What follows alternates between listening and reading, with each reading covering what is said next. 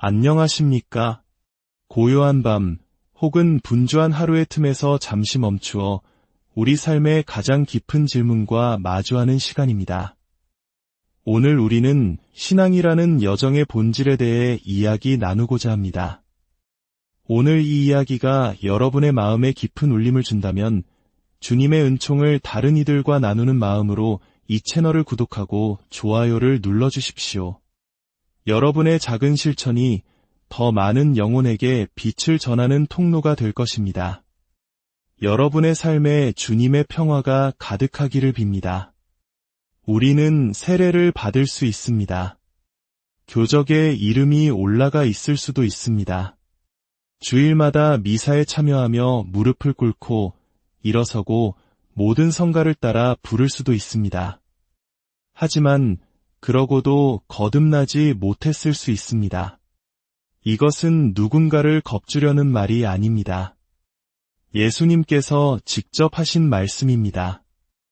요한복음 3장 3절에서 예수님께서는 이렇게 말씀하셨습니다.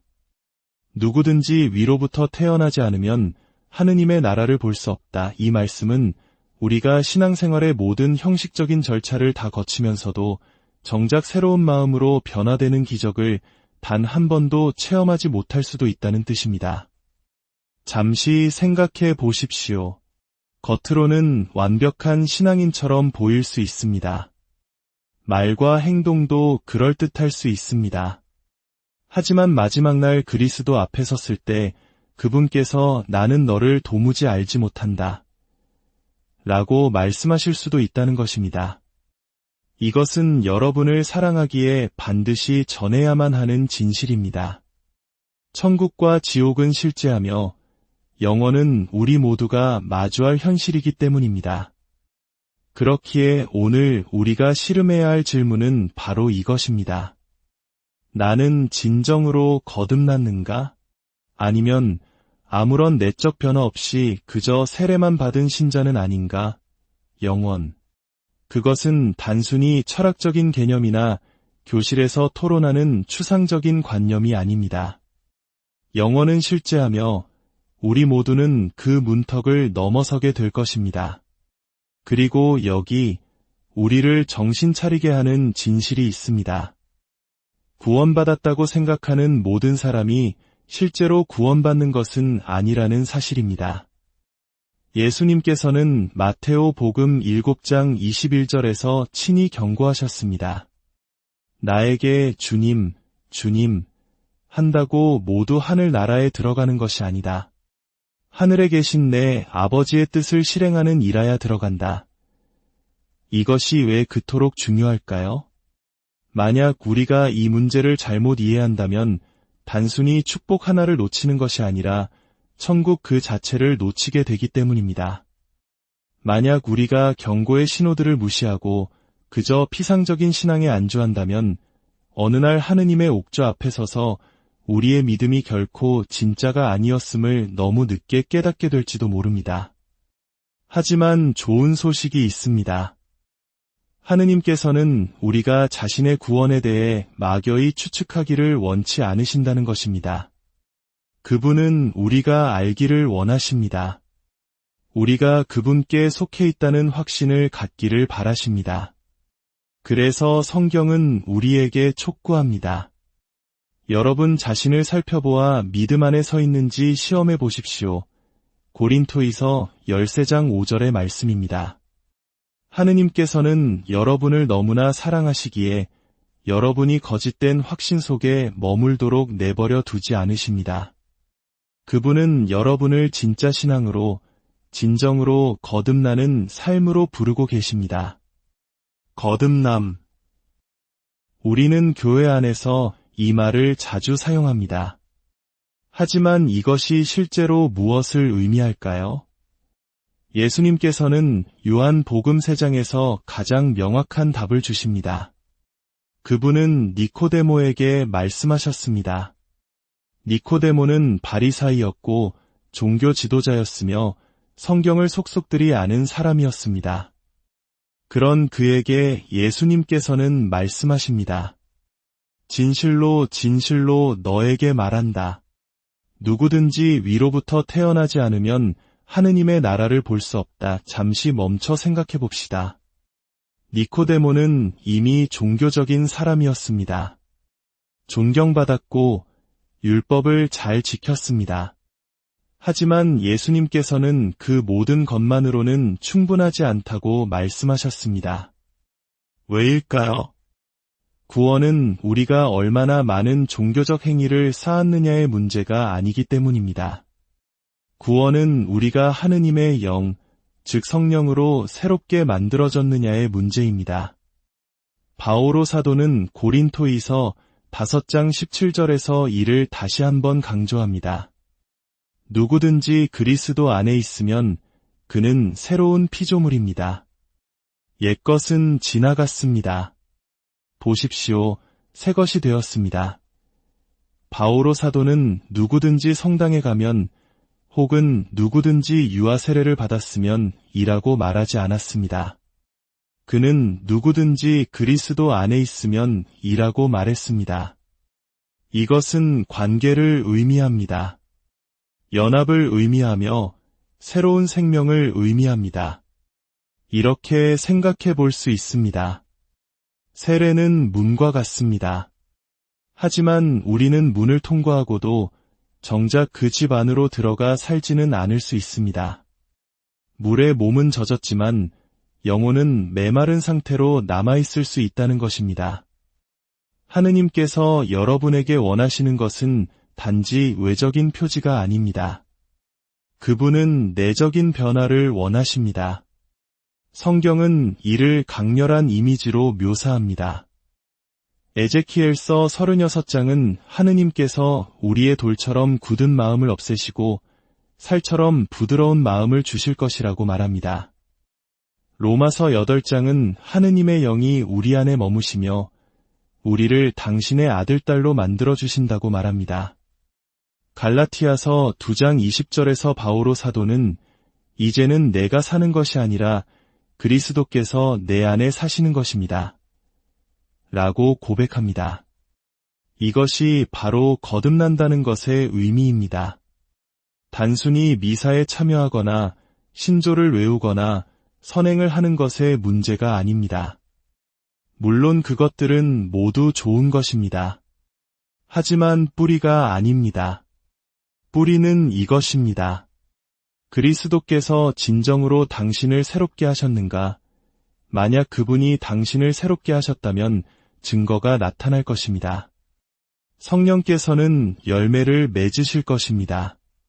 당신의 욕망이 변하기 시작하고 당신의 마음이 하느님을 향해 부드러워질 것입니다. 삶이 완벽해지지는 않겠지만 이전과 결코 같을 수는 없을 것입니다.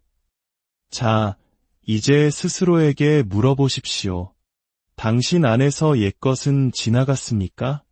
아니면 여전히 이전과 똑같은 삶을 살고 있습니까? 세례는 선물이지만 거듭남은 기적입니다. 그렇다면 거듭남이 새로운 피조물이 되는 것을 의미한다면 그 일이 우리 안에서 정말로 일어났는지 어떻게 알 수 있을까요? 예수님께서는 너희는 그들이 맺은 열매를 보고 그들을 알아볼 수 있다 고 하셨습니다. 마테오 복음 7장 16절 말씀입니다. 직함이나 의식이나 심지어 세례 증명서로 알아보는 것이 아니라 그들의 열매로 알 수 있다는 것입니다. 이제 당신이 진정으로 거듭났는지를 드러내는 첫 번째 징표부터 살펴보겠습니다. 첫 번째 징표는 당신의 삶에 아무런 변화가 없는 것입니다. 하느님의 영이 한 사람 안에 들어가시면 무언가 변하게 되어 있습니다.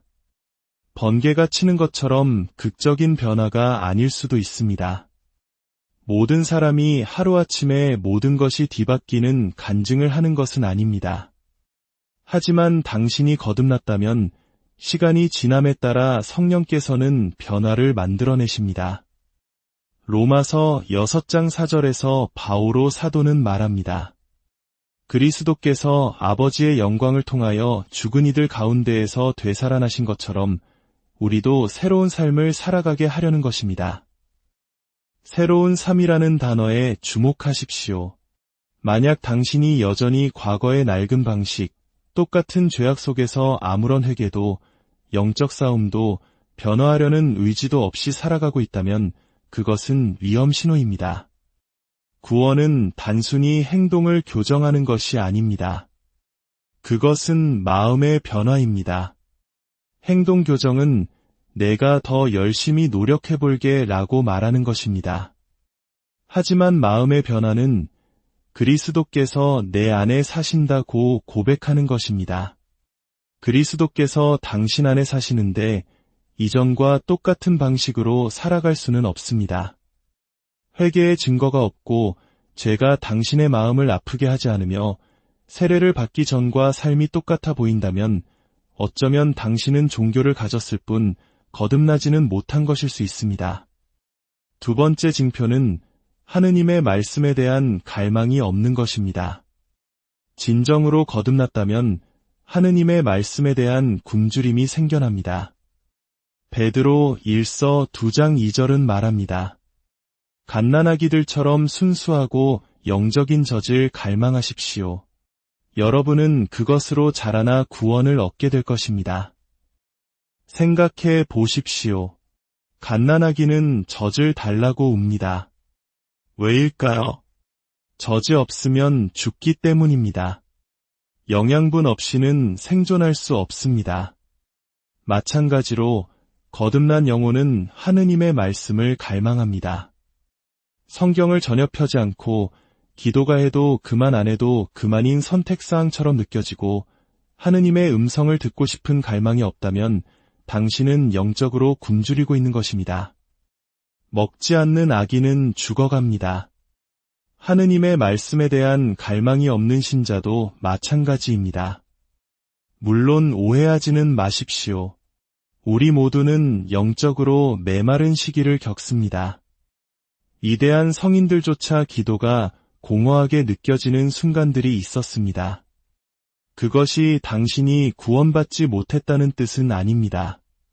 하지만 거듭난 사람의 표지는 마음 깊은 곳에 여전히 당신을 그분께로 이끄는 갈망, 굶주림, 열망이 있다는 것입니다. 만약 당신이 하느님의 말씀 없이 몇 달, 심지어 몇 년을 아무렇지 않게 지낼 수 있다면 어쩌면 당신은 그분 안에서 살아있지 않은 것일지도 모릅니다. 육체적 굶주림이 육체적 생명을 증명하듯 영적 굶주림은 영적 생명을 증명하기 때문입니다. 세 번째 징표는 죄에 대한 깨달음이 없는 것입니다. 거듭남의 가장 분명한 증거 중 하나는 우리 안에서 일어나는 죄에 대한 깨달음입니다. 예수님께서는 요한복음 16장 8절에서 성령께서 오시면 죄와 의로움과 심판에 관한 세상의 그릇된 생각을 밝히실 것이라고 말씀하셨습니다. 이는 만약 성령께서 진정으로 당신 안에 사신다면 죄가 더 이상 당신의 삶에 편안하게 자리 잡을 수 없다는 뜻입니다. 네, 당신은 여전히 비틀거릴 수 있습니다. 넘어질 수도 있습니다. 하지만 그럴 때 당신 안에 무언가가 아파옵니다. 하느님께서 당신을 다시 부르시기 때문에 양심의 가책과 무거운 마음을 느끼게 됩니다. 하지만 이것이 경고입니다. 만약 당신이 아무런 거리낌 없이 죄 속에서 살 수 있다면 양심이 무뎌져 거짓말, 험담, 속임수, 음욕, 미움을 품고도 전혀 불편하지 않다면 그것은 아주 위험한 징표입니다. 성령께서는 결코 죄와 타협하지 않으십니다. 성령께서는 죄와 싸우십니다. 죄에 대한 깨달음은 하느님께서 당신을 거부하시는 것이 아닙니다. 그것은 하느님께서 당신을 보호하시는 것입니다. 그것은 그분의 자비이며 너무 늦기 전에 깨어나라고 말씀하시는 그분의 경고음입니다. 만약 그 목소리가 당신의 삶에서 침묵했다면 그것은 당신이 진정으로 거듭나지 않았거나 그분을 향한 당신의 마음을 굳게 닫아버렸기 때문일 수 있습니다.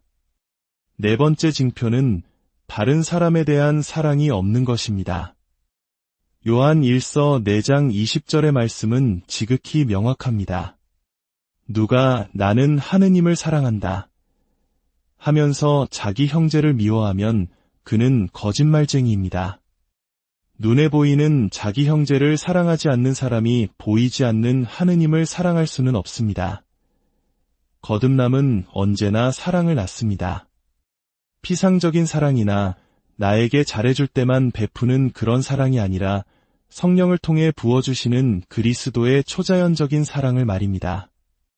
만약 당신의 삶이 쓴뿌리, 분노, 증오, 용서하지 못하는 마음으로 가득하다면, 만약 당신이 끊임없이 사람들을 단정하고 마음속으로 저주하며 화해하기를 거부한다면 성경은 당신의 믿음이 거짓이라고 말합니다. 듣기 힘든 말이지만 이것은 진실입니다. 그리스도께서 당신의 삶에 들어오시면 그분은 당신에게 상처를 준 사람들까지도 포함하여 다른 이들을 향한 당신의 마음을 부드럽게 하십니다. 당신이 거듭났다는 가장 분명한 증거는 당신이 예수님처럼 사랑하기 시작한다는 것입니다. 물론 분노와 씨름하지 않는다는 뜻은 아닙니다. 용서가 쉬워진다는 뜻도 아닙니다. 그것은 마음 깊은 곳에 용서하고 화해하고 심지어 원수까지도 축복하려는 열망이 생긴다는 의미입니다. 그것 없이는 하느님을 사랑한다는 당신의 주장은 공허한 외침일 뿐입니다. 5번째 징표는 영혼에 대한 깊고 설명하기 어려운 갈망을 품게 되는 것입니다. 이것은 단순히 삶이 힘들 때 천국을 꿈꾸는 것이나 현실 도피적인 환상이 아닙니다. 이것은 거룩한 향수병입니다. 혹시 이런 경험이 있으신가요? 아무리 큰 성공을 거두고 가족과 친구들로부터 아무리 많은 사랑을 받아도 여전히 마음 한구석에서 이게 다가 아닐 텐데 분명 더 큰 무언가가 있을 거야 라고 속삭이는 소리를 들어본 적이 있습니까? 그 속삭임은 저주가 아니라 선물입니다. 그것은 당신의 영혼이 어디서 왔고 어디로 가고 있는지를 기억하고 있다는 증거입니다. 필리피서 3장 20절은 말합니다. 우리의 시민권은 하늘에 있습니다. 그리고 그곳에서 구원자이신 주 예수 그리스도께서 오시기를 우리는 고대하고 있습니다. 선택받은 이들은 이 땅에서 결코 온전히 안주할 수 없습니다. 우리는 가족을 사랑하고 하느님께서 주신 축복을 누릴 수 있습니다. 하지만 영원을 향한 끝없는 이끌림이 항상 존재할 것입니다. 세상은 결코 당신을 만족시킬 수 없습니다. 왜냐하면 당신은 세상을 위해 만들어진 존재가 아니라 그분과 함께할 영원을 위해 만들어졌기 때문입니다. 어릴 적 고향을 떠나온 사람이 아무리 좋은 곳에서 지내고 좋은 음식을 먹어도 마음 깊은 곳에서 늘 고향을 그리워하는 것처럼 당신의 영혼은 하늘 본향을 그리워하고 있는 것입니다. 당신이 느끼는 그 아련한 그리움은 바로 천국이 당신을 집으로 부르는 소리입니다. 6번째 징표는 고통을 맛보았지만 그것이 당신을 파괴하지 못했다는 것입니다. 선택받은 이들은 고통 속에서 단지 살아남는 것이 아니라 고통을 통해 더욱 빛납니다. 생각해 보십시오. 당신이 만나본 가장 굳건한 신앙인들을 떠올려 보십시오. 그들의 힘은 편안한 삶에서 온 것이 아닙니다. 상실, 배신, 질병, 실망 속에서 단련된 것입니다. 그런데도 그들은 어떻게든 여전히 하느님을 예배하고 기도하며 용서합니다. 이것은 평범한 일이 아닙니다. 초자연적인 일입니다. 야고보서 1장 12절은 말합니다. 수련을 견디어내는 사람은 행복합니다. 그렇게 시험을 통과하면 그는 하느님께서 당신을 사랑하는 이들에게 약속하신 생명의 화관을 받을 것입니다. 당신이 선택받았다면 시련은 당신을 짓누르는 것이 아니라 당신을 정련합니다. 상처는 남겠지만 지혜와 연민, 그리고 원수가 결코 지울 수 없는 간증을 가지고 그 시련을 통과하게 됩니다. 당신이 쓰러졌다가 다시 일어설 때마다 지옥은 두려움에 떱니다. 그것은 당신이 자신의 힘이 아닌 은총의 힘으로 걷고 있음을 의미하기 때문입니다. 당신의 모든 상처는 악마에게 이렇게 말합니다. 너는 나를 넘어뜨리려 했지만 실패했다. 나는 여전히 그리스도 안에서 굳건히 서 있다. 만약 당신이 고통의 터널을 지나오면서도 여전히 이 자리에 서서 믿음을 지키고 하느님의 약속을 붙들고 있다면 당신은 하늘로부터 오는 또 다른 표징을 찾을 필요가 없습니다. 당신 자신이 바로 그 표징이기 때문입니다. 이제 마지막으로 7번째 징표입니다. 이것은 앞선 모든 것을 아우르는 강력한 증거입니다.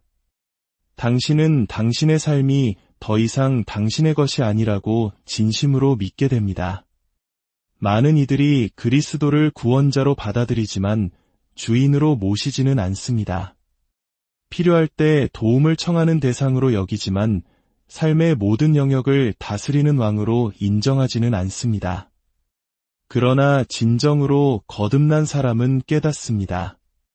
나의 시간, 나의 재능, 나의 재물, 나의 관계, 나의 미래까지도 모두 그분의 것이라는 사실을 말입니다. 이것은 매일 아침 눈을 뜨며 주님, 오늘 하루는 당신의 것입니다. 저의 손과 생각과 눈과 입, 저의 모든 시간을 당신의 뜻대로 이끌어 주소서라고 기도하는 삶입니다. 항복은 당신을 약하게 만드는 것이 아니라 자유롭게 합니다. 하느님께서 당신 인생의 펜을 쥐실 때 당신의 이야기는 언제나 영광으로 향하기 때문입니다. 자, 우리는 지금까지 거듭남의 징표들을 살펴보았습니다.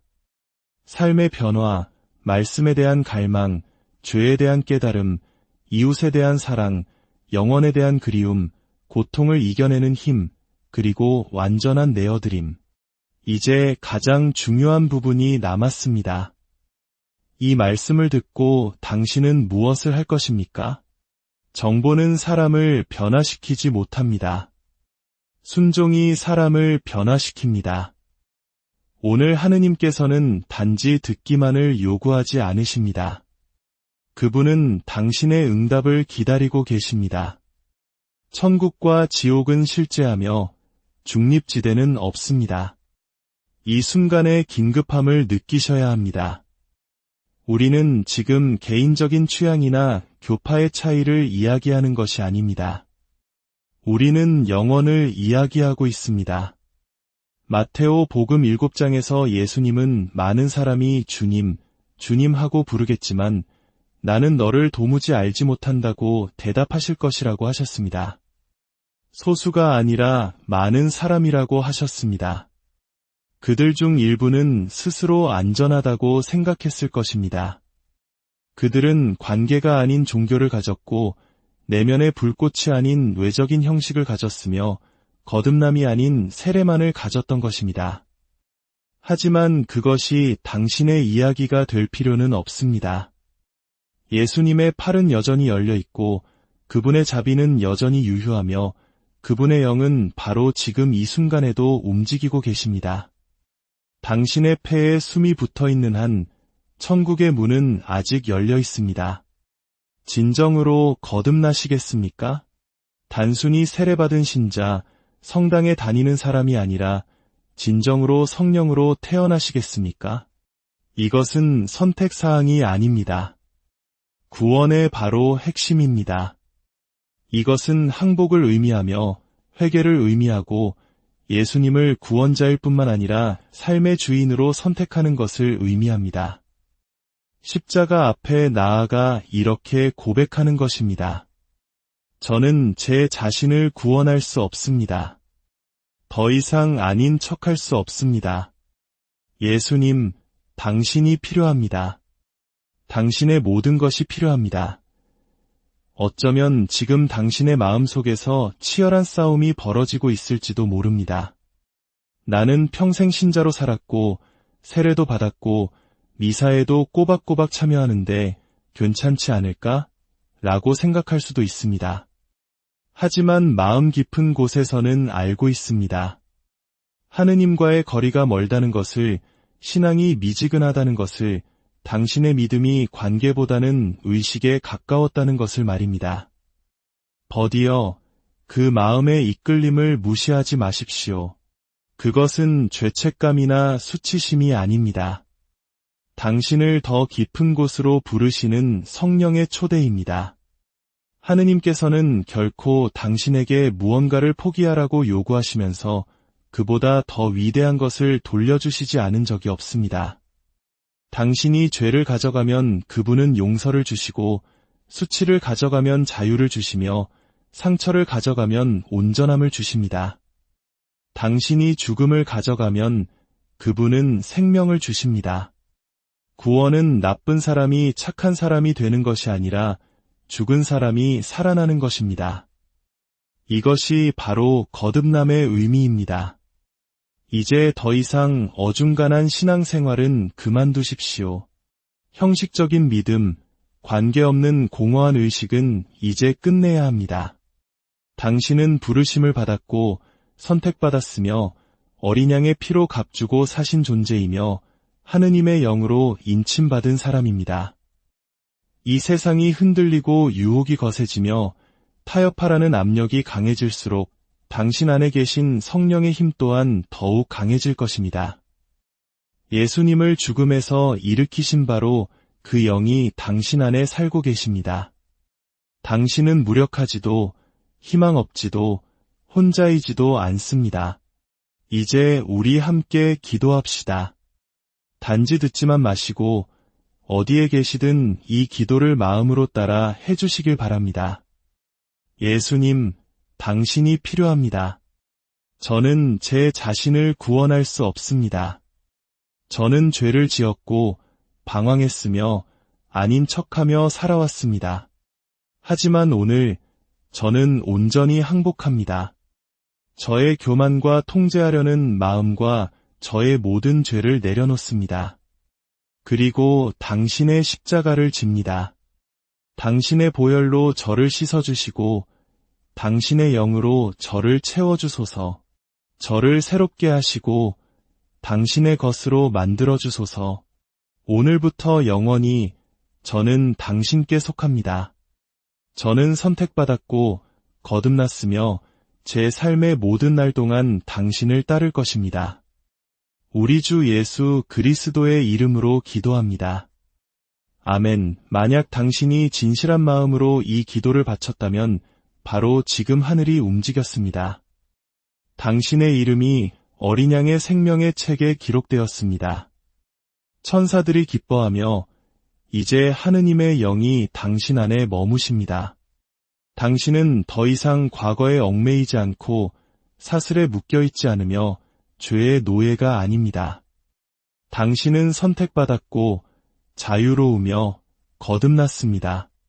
그러니 일어나십시오. 옛 방식으로 돌아가지 마십시오. 피상적인 신앙에 안주하지 마십시오. 기도로, 말씀으로, 순종으로 당신 안의 불꽃을 계속해서 타오르게 하십시오. 믿음의 사람들과 함께 하십시오. 그리고 영원을 바라보며 사십시오. 하느님께서는 바로 지금과 같은 때를 위해 당신을 선택하셨습니다. 그렇게 살고, 그렇게 말하고, 그렇게 사랑하며 결코 뒤돌아보지 마십시오. 영원은 실제하며 하느님 나라는 오고 있고 왕께서는 다시 오시는 길에 계십니다. 그분이 오실 때 당신이 그분 앞에서 충실한 종으로 발견되기를 안녕하십니까? 고요한 밤 혹은 분주한 하루의 틈에서 잠시 멈추어 우리 삶의 가장 깊은 질문과 마주하는 시간입니다. 오늘 우리는 신앙이라는 여정의 본질에 대해 이야기 나누고자 합니다. 오늘 이 이야기가 여러분의 마음에 깊은 울림을 준다면 주님의 은총을 다른 이들과 나누는 마음으로 이 채널을 구독하고 좋아요를 눌러주십시오. 여러분의 작은 실천이 더 많은 영혼에게 빛을 전하는 통로가 될 것입니다. 여러분의 삶에 주님의 평화가 가득하기를 빕니다. 우리는 세례를 받을 수 있습니다. 교적에 이름이 올라가 있을 수도 있습니다. 주일마다 미사에 참여하며 무릎을 꿇고 일어서고 모든 성가를 따라 부를 수도 있습니다. 하지만 그러고도 거듭나지 못했을 수 있습니다. 이것은 누군가를 겁주려는 말이 아닙니다. 예수님께서 직접 하신 말씀입니다. 요한복음 3장 3절에서 예수님께서는 이렇게 말씀하셨습니다. 누구든지 위로부터 태어나지 않으면 하느님의 나라를 볼 수 없다. 이 말씀은 우리가 신앙생활의 모든 형식적인 절차를 다 거치면서도 정작 새로운 마음으로 변화되는 기적을 단 한 번도 체험하지 못할 수도 있다는 뜻입니다. 잠시 생각해 보십시오. 겉으로는 완벽한 신앙인처럼 보일 수 있습니다. 말과 행동도 그럴듯할 수 있습니다. 하지만 마지막 날 그리스도 앞에 섰을 때 그분께서 나는 너를 도무지 알지 못한다. 라고 말씀하실 수도 있다는 것입니다. 이것은 여러분을 사랑하기에 반드시 전해야만 하는 진실입니다. 천국과 지옥은 실제하며 영원은 우리 모두가 마주할 현실이기 때문입니다. 그렇기에 오늘 우리가 씨름해야 할 질문은 바로 이것입니다. 나는 진정으로 거듭났는가? 아니면 아무런 내적 변화 없이 그저 세례만 받은 신자는 아닌가? 영원. 그것은 단순히 철학적인 개념이나 교실에서 토론하는 추상적인 관념이 아닙니다. 영원은 실제하며 우리 모두는 그 문턱을 넘어서게 될 것입니다. 그리고 여기 우리를 정신 차리게 하는 진실이 있습니다. 구원받았다고 생각하는 모든 사람이 실제로 구원받는 것은 아니라는 사실입니다. 예수님께서는 마테오 복음 7장 21절에서 친히 경고하셨습니다. 나에게 주님, 주님 한다고 모두 하늘 나라에 들어가는 것이 아니다. 하늘에 계신 내 아버지의 뜻을 실행하는 이라야 들어간다. 이것이 왜 그토록 중요할까요? 만약 우리가 이 문제를 잘못 이해한다면 단순히 축복 하나를 놓치는 것이 아니라 천국 그 자체를 놓치게 되기 때문입니다. 만약 우리가 경고의 신호들을 무시하고 그저 피상적인 신앙에 안주한다면 어느 날 하느님의 옥조 앞에 서서 우리의 믿음이 결코 진짜가 아니었음을 너무 늦게 깨닫게 될지도 모릅니다. 하지만 좋은 소식이 있습니다. 하느님께서는 우리가 자신의 구원에 대해 막연히 추측하기를 원치 않으신다는 것입니다. 그분은 우리가 알기를 원하십니다. 우리가 그분께 속해 있다는 확신을 갖기를 바라십니다. 그래서 성경은 우리에게 촉구합니다. 여러분 자신을 살펴보아 믿음 안에 서 있는지 시험해 보십시오. 고린토이서 13장 5절의 말씀입니다. 하느님께서는 여러분을 너무나 사랑하시기에 여러분이 거짓된 확신 속에 머물도록 내버려 두지 않으십니다. 그분은 여러분을 진짜 신앙으로, 진정으로 거듭나는 삶으로 부르고 계십니다. 거듭남. 우리는 교회 안에서 이 말을 자주 사용합니다. 하지만 이것이 실제로 무엇을 의미할까요? 예수님께서는 요한복음 3장에서 가장 명확한 답을 주십니다. 그분은 니코데모에게 말씀하셨습니다. 니코데모는 바리사이였고 종교 지도자였으며 성경을 속속들이 아는 사람이었습니다. 그런 그에게 예수님께서는 말씀하십니다. 진실로 진실로 너에게 말한다. 누구든지 위로부터 태어나지 않으면 하느님의 나라를 볼 수 없다. 잠시 멈춰 생각해 봅시다. 니코데모는 이미 종교적인 사람이었습니다. 존경받았고 율법을 잘 지켰습니다. 하지만 예수님께서는 그 모든 것만으로는 충분하지 않다고 말씀하셨습니다. 왜일까요? 구원은 우리가 얼마나 많은 종교적 행위를 쌓았느냐의 문제가 아니기 때문입니다. 구원은 우리가 하느님의 영, 즉 성령으로 새롭게 만들어졌느냐의 문제입니다. 바오로 사도는 고린토이서 5장 17절에서 이를 다시 한번 강조합니다. 누구든지 그리스도 안에 있으면 그는 새로운 피조물입니다. 옛것은 지나갔습니다. 보십시오, 새 것이 되었습니다. 바오로 사도는 누구든지 성당에 가면 혹은 누구든지 유아 세례를 받았으면 이라고 말하지 않았습니다. 그는 누구든지 그리스도 안에 있으면 이라고 말했습니다. 이것은 관계를 의미합니다. 연합을 의미하며 새로운 생명을 의미합니다. 이렇게 생각해 볼 수 있습니다. 세례는 문과 같습니다. 하지만 우리는 문을 통과하고도 정작 그 집 안으로 들어가 살지는 않을 수 있습니다. 물에 몸은 젖었지만 영혼은 메마른 상태로 남아있을 수 있다는 것입니다. 하느님께서 여러분에게 원하시는 것은 단지 외적인 표지가 아닙니다. 그분은 내적인 변화를 원하십니다. 성경은 이를 강렬한 이미지로 묘사합니다. 에제키엘서 36장은 하느님께서 우리의 돌처럼 굳은 마음을 없애시고 살처럼 부드러운 마음을 주실 것이라고 말합니다. 로마서 8장은 하느님의 영이 우리 안에 머무시며 우리를 당신의 아들딸로 만들어주신다고 말합니다. 갈라티아서 2장 20절에서 바오로 사도는 이제는 내가 사는 것이 아니라 그리스도께서 내 안에 사시는 것입니다. 라고 고백합니다. 이것이 바로 거듭난다는 것의 의미입니다. 단순히 미사에 참여하거나 신조를 외우거나 선행을 하는 것의 문제가 아닙니다. 물론 그것들은 모두 좋은 것입니다. 하지만 뿌리가 아닙니다. 뿌리는 이것입니다. 그리스도께서 진정으로 당신을 새롭게 하셨는가? 만약 그분이 당신을 새롭게 하셨다면 증거가 나타날 것입니다. 성령께서는 열매를 맺으실 것입니다. 당신의 욕망이 변하기 시작하고 당신의 마음이 하느님을 향해 부드러워질 것입니다. 삶이 완벽해지지는 않겠지만 이전과 결코 같을 수는 없을 것입니다. 자, 이제 스스로에게 물어보십시오. 당신 안에서 옛것은 지나갔습니까? 아니면 여전히 이전과 똑같은 삶을 살고 있습니까? 세례는 선물이지만 거듭남은 기적입니다.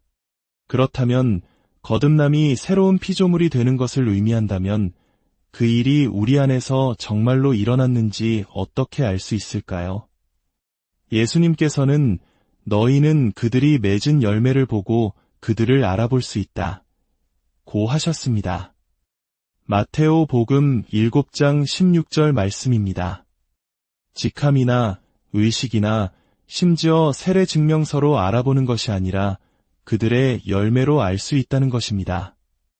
이제 당신이 진정으로 거듭났는지를 드러내는 첫 번째 징표부터 살펴보겠습니다. 첫 번째 징표는 당신의 삶에 아무런 변화가 없는 것입니다. 하느님의 영이 한 사람 안에 들어가시면 무언가 변하게 되어 있습니다. 번개가 치는 것처럼 극적인 변화가 아닐 수도 있습니다. 모든 사람이 하루아침에 모든 것이 뒤바뀌는 간증을 하는 것은 아닙니다. 하지만 당신이 거듭났다면 시간이 지남에 따라 성령께서는 변화를 만들어내십니다. 로마서 6장 4절에서 바오로 사도는 말합니다.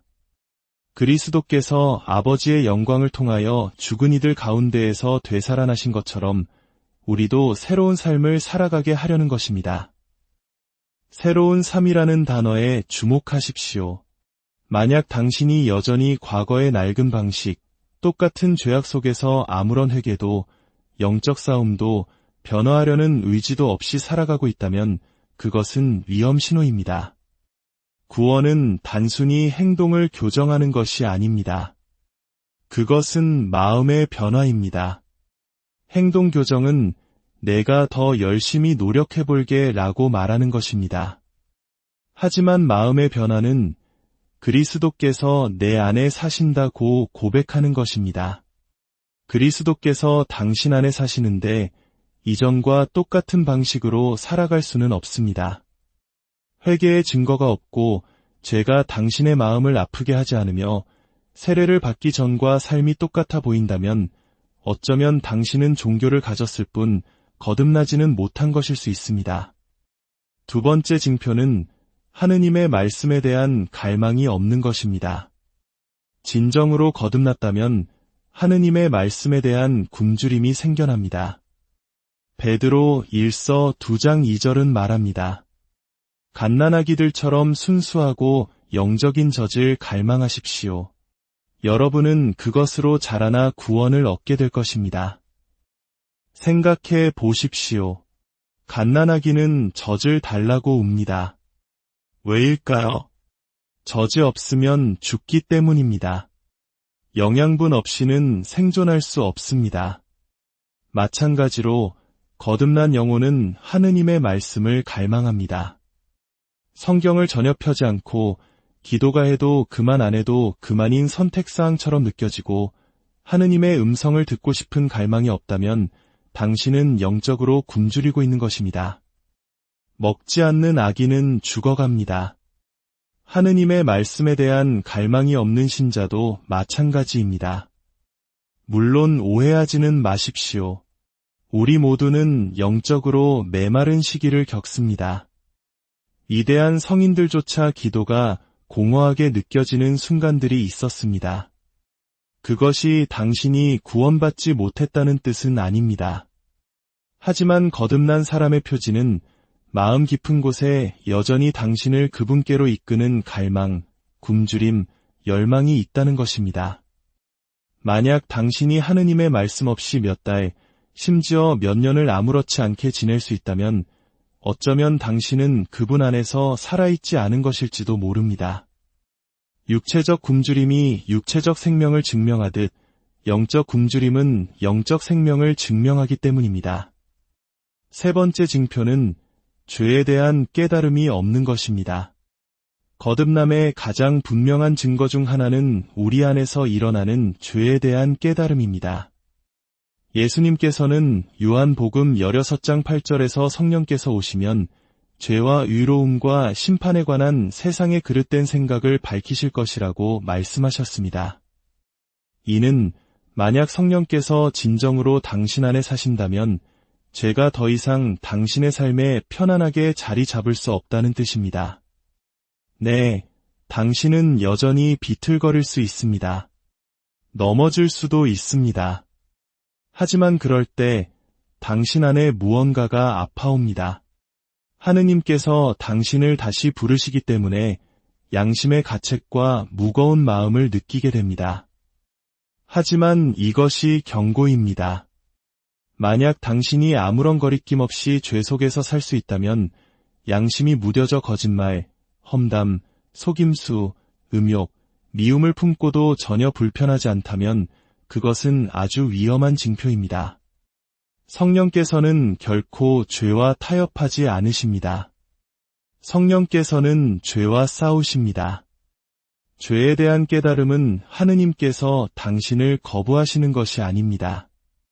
그것은 하느님께서 당신을 보호하시는 것입니다. 그것은 그분의 자비이며 너무 늦기 전에 깨어나라고 말씀하시는 그분의 경고음입니다. 만약 그 목소리가 당신의 삶에서 침묵했다면 그것은 당신이 진정으로 거듭나지 않았거나 그분을 향한 당신의 마음을 굳게 닫아버렸기 때문일 수 있습니다. 네 번째 징표는 다른 사람에 대한 사랑이 없는 것입니다. 요한 1서 4장 20절의 말씀은 지극히 명확합니다. 누가 나는 하느님을 사랑한다 하면서 자기 형제를 미워하면 그는 거짓말쟁이입니다. 눈에 보이는 자기 형제를 사랑하지 않는 사람이 보이지 않는 하느님을 사랑할 수는 없습니다. 거듭남은 언제나 사랑을 낳습니다. 피상적인 사랑이나 나에게 잘해줄 때만 베푸는 그런 사랑이 아니라 성령을 통해 부어주시는 그리스도의 초자연적인 사랑을 말입니다. 만약 당신의 삶이 쓴뿌리, 분노, 증오, 용서하지 못하는 마음으로 가득하다면, 만약 당신이 끊임없이 사람들을 단정하고 마음속으로 저주하며 화해하기를 거부한다면 성경은 당신의 믿음이 거짓이라고 말합니다. 듣기 힘든 말이지만 이것은 진실입니다. 그리스도께서 당신의 삶에 들어오시면 그분은 당신에게 상처를 준 사람들까지도 포함하여 다른 이들을 향한 당신의 마음을 부드럽게 하십니다. 당신이 거듭났다는 가장 분명한 증거는 당신이 예수님처럼 사랑하기 시작한다는 것입니다. 물론 분노와 씨름하지 않는다는 뜻은 아닙니다. 용서가 쉬워진다는 뜻도 아닙니다. 그것은 마음 깊은 곳에 용서하고 화해하고 심지어 원수까지도 축복하려는 열망이 생긴다는 의미입니다. 그것 없이는 하느님을 사랑한다는 당신의 주장은 공허한 외침일 뿐입니다. 5번째 징표는 영혼에 대한 깊고 설명하기 어려운 갈망을 품게 되는 것입니다. 이것은 단순히 삶이 힘들 때 천국을 꿈꾸는 것이나 현실 도피적인 환상이 아닙니다. 이것은 거룩한 향수병입니다. 혹시 이런 경험이 있으신가요? 아무리 큰 성공을 거두고 가족과 친구들로부터 아무리 많은 사랑을 받아도 여전히 마음 한구석에서 이게 다가 아닐 텐데 분명 더 큰 무언가가 있을 거야 라고 속삭이는 소리를 들어본 적이 있습니까? 그 속삭임은 저주가 아니라 선물입니다. 그것은 당신의 영혼이 어디서 왔고 어디로 가고 있는지를 기억하고 있다는 증거입니다. 필리피서 3장 20절은 말합니다. 우리의 시민권은 하늘에 있습니다. 그리고 그곳에서 구원자이신 주 예수 그리스도께서 오시기를 우리는 고대하고 있습니다. 선택받은 이들은 이 땅에서 결코 온전히 안주할 수 없습니다. 우리는 가족을 사랑하고 하느님께서 주신 축복을 누릴 수 있습니다. 하지만 영원을 향한 끝없는 이끌림이 항상 존재할 것입니다. 세상은 결코 당신을 만족시킬 수 없습니다. 왜냐하면 당신은 세상을 위해 만들어진 존재가 아니라 그분과 함께할 영원을 위해 만들어졌기 때문입니다. 어릴 적 고향을 떠나온 사람이 아무리 좋은 곳에서 지내고 좋은 음식을 먹어도 마음 깊은 곳에서 늘 고향을 그리워하는 것처럼 당신의 영혼은 하늘 본향을 그리워하고 있는 것입니다. 당신이 느끼는 그 아련한 그리움은 바로 천국이 당신을 집으로 부르는 소리입니다. 6번째 징표는 고통을 맛보았지만 그것이 당신을 파괴하지 못했다는 것입니다. 선택받은 이들은 고통 속에서 단지 살아남는 것이 아니라 고통을 통해 더욱 빛납니다. 생각해 보십시오. 당신이 만나본 가장 굳건한 신앙인들을 떠올려 보십시오. 그들의 힘은 편안한 삶에서 온 것이 아닙니다. 상실, 배신, 질병, 실망 속에서 단련된 것입니다. 그런데도 그들은 어떻게든 여전히 하느님을 예배하고 기도하며 용서합니다. 이것은 평범한 일이 아닙니다. 초자연적인 일입니다. 야고보서 1장 12절은 말합니다. 수련을 견디어내는 사람은 행복합니다. 그렇게 시험을 통과하면 그는 하느님께서 당신을 사랑하는 이들에게 약속하신 생명의 화관을 받을 것입니다. 당신이 선택받았다면 시련은 당신을 짓누르는 것이 아니라 당신을 정련합니다. 상처는 남겠지만 지혜와 연민, 그리고 원수가 결코 지울 수 없는 간증을 가지고 그 시련을 통과하게 됩니다. 당신이 쓰러졌다가 다시 일어설 때마다 지옥은 두려움에 떱니다. 그것은 당신이 자신의 힘이 아닌 은총의 힘으로 걷고 있음을 의미하기 때문입니다. 당신의 모든 상처는 악마에게 이렇게 말합니다.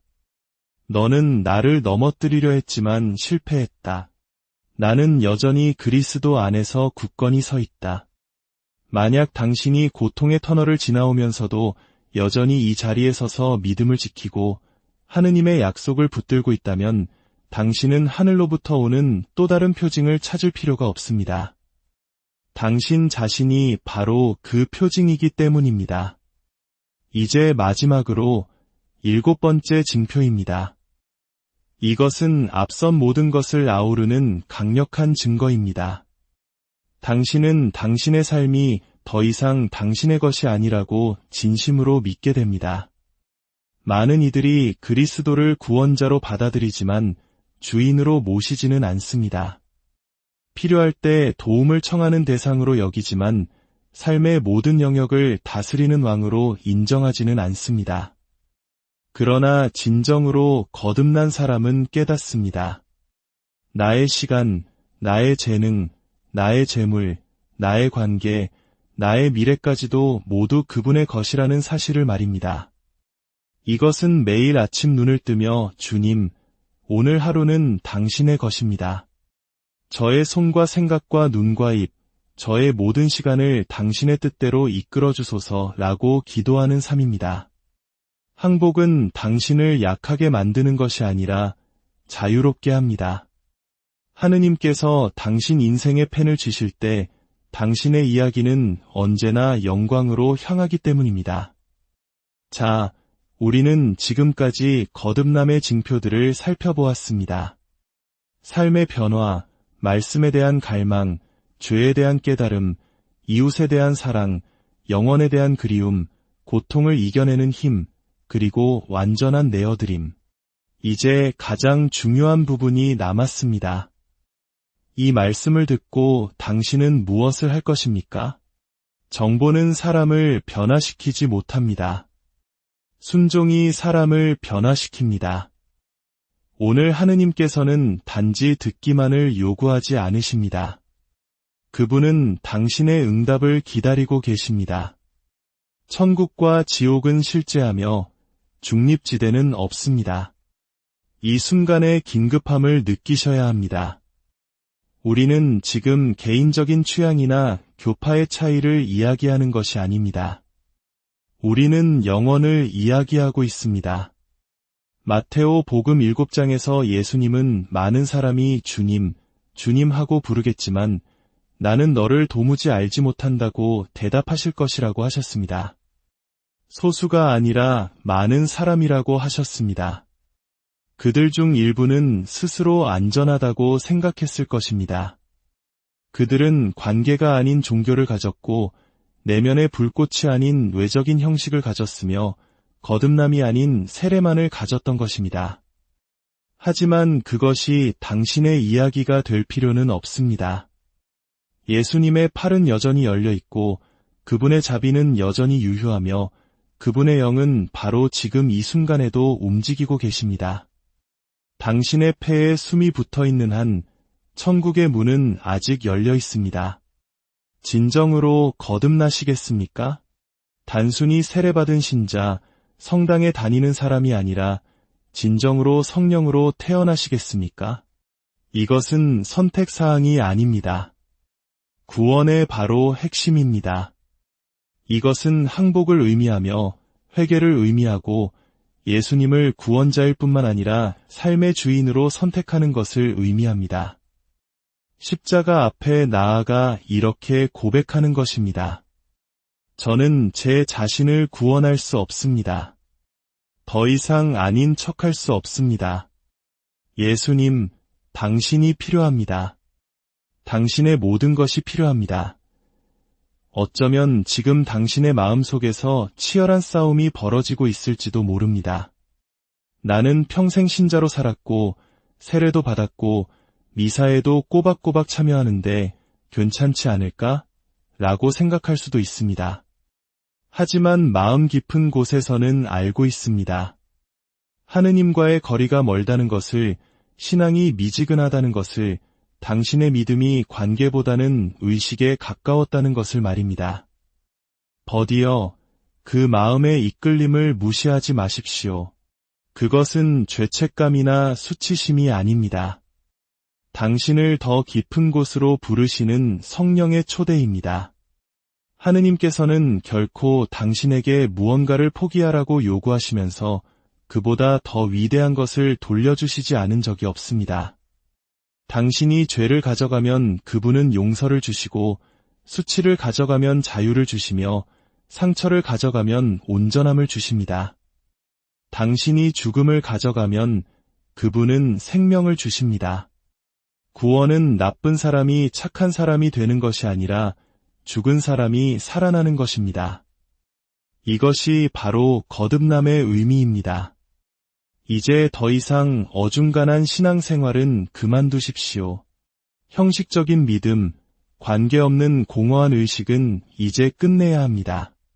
당신은 부르심을 받았고 선택받았으며 어린 양의 피로 값주고 사신 존재이며 하느님의 영으로 인침받은 사람입니다. 이 세상이 흔들리고 유혹이 거세지며 타협하라는 압력이 강해질수록 당신 안에 계신 성령의 힘 또한 더욱 강해질 것입니다. 예수님을 죽음에서 일으키신 바로 그 영이 당신 안에 살고 계십니다. 당신은 무력하지도 희망 없지도 혼자이지도 않습니다. 이제 우리 함께 기도합시다. 단지 듣지만 마시고 어디에 계시든 이 기도를 마음으로 따라 해주시길 바랍니다. 예수님, 당신이 필요합니다. 저는 제 자신을 구원할 수 없습니다. 저는 죄를 지었고 방황했으며 아닌 척하며 살아왔습니다. 하지만 오늘 저는 온전히 항복합니다. 저의 교만과 통제하려는 마음과 저의 모든 죄를 내려놓습니다. 그리고 당신의 십자가를 집니다. 당신의 보혈로 저를 씻어주시고 당신의 영으로 저를 채워주소서. 저를 새롭게 하시고 당신의 것으로 만들어주소서. 오늘부터 영원히 저는 당신께 속합니다. 저는 선택받았고 거듭났으며 제 삶의 모든 날 동안 당신을 따를 것입니다. 우리 주 예수 그리스도의 이름으로 기도합니다. 아멘. 만약 당신이 진실한 마음으로 이 기도를 바쳤다면 바로 지금 하늘이 움직였습니다. 당신의 이름이 어린 양의 생명의 책에 기록되었습니다. 천사들이 기뻐하며 이제 하느님의 영이 당신 안에 머무십니다. 당신은 더 이상 과거에 얽매이지 않고 사슬에 묶여있지 않으며 죄의 노예가 아닙니다. 당신은 선택받았고 자유로우며 거듭났습니다. 그러니 일어나십시오. 옛 방식으로 돌아가지 마십시오. 피상적인 신앙에 안주하지 마십시오. 기도로, 말씀으로, 순종으로 당신 안의 불꽃을 계속해서 타오르게 하십시오. 믿음의 사람들과 함께 하십시오. 그리고 영원을 바라보며 사십시오. 하느님께서는 바로 지금과 같은 때를 위해 당신을 선택하셨습니다. 그렇게 살고, 그렇게 말하고, 그렇게 사랑하며 결코 뒤돌아보지 마십시오. 영원은 실제하며 하느님 나라는 오고 있고 왕께서는 다시 오시는 길에 계십니다. 그분이 오실 때 당신이 그분 앞에서 충실한 종으로 발견되기를 안녕하십니까? 고요한 밤 혹은 분주한 하루의 틈에서 잠시 멈추어 우리 삶의 가장 깊은 질문과 마주하는 시간입니다. 오늘 우리는 신앙이라는 여정의 본질에 대해 이야기 나누고자 합니다. 오늘 이 이야기가 여러분의 마음에 깊은 울림을 준다면 주님의 은총을 다른 이들과 나누는 마음으로 이 채널을 구독하고 좋아요를 눌러주십시오. 여러분의 작은 실천이 더 많은 영혼에게 빛을 전하는 통로가 될 것입니다. 여러분의 삶에 주님의 평화가 가득하기를 빕니다. 우리는 세례를 받을 수 있습니다. 교적에 이름이 올라가 있을 수도 있습니다. 주일마다 미사에 참여하며 무릎을 꿇고 일어서고 모든 성가를 따라 부를 수도 있습니다. 하지만 그러고도 거듭나지 못했을 수 있습니다. 이것은 누군가를 겁주려는 말이 아닙니다. 예수님께서 직접 하신 말씀입니다. 요한복음 3장 3절에서 예수님께서는 이렇게 말씀하셨습니다. 누구든지 위로부터 태어나지 않으면 하느님의 나라를 볼 수 없다. 이 말씀은 우리가 신앙생활의 모든 형식적인 절차를 다 거치면서도 정작 새로운 마음으로 변화되는 기적을 단 한 번도 체험하지 못할 수도 있다는 뜻입니다. 잠시 생각해 보십시오. 겉으로는 완벽한 신앙인처럼 보일 수 있습니다. 말과 행동